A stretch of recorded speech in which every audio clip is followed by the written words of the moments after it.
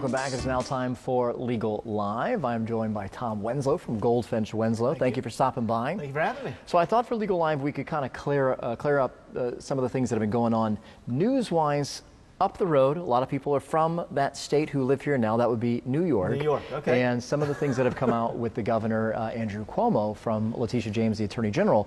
Now, all kinds of things coming out. So there was a hearing of some sort where he was like under oath for like 11 or 12 hours during this interview, and he has come out that he had sexually harassed a handful of women. Well, you know, in harassment, this is going to be weird. It's kind of perception, right? And so he was basically having an impeachment hearing where they asked him questions. They were investigating to see whether or not there were charges going to kind of be brought on the governmental level, not so much criminal level. That might come, but not yet, from the Attorney General.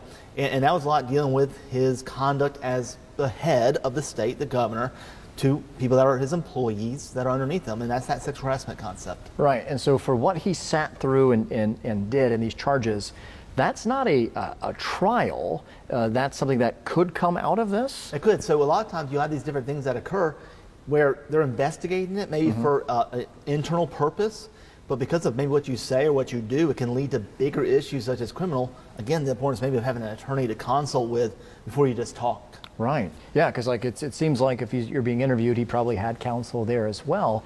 And then, so now there's calls for him to be impeached. That's right. Impeachment is just kind of that governmental process that makes them into criminal, but it's more of a governmental regulatory thing. And it's all about how he treated those that were underneath him as employees. But for those that were not employees, and even those that were employees, you kind of also have to look at that assault and battery concept and maybe even get into that sexual misconduct concept. Yeah, and as far as he knew, as far as he said, I wasn't doing anything wrong. This is kind of how I was raised, a generational thing. But if someone is in a workplace and they feel like something like this has happened to them, is HR the first place they should step to before anything? Every business should have, and we help people with this all the time, every business should have a policy. HR is normally, but what if the HR person is the one that you're complaining about? Right. Where do you go then? So there should always be a secondary backup person.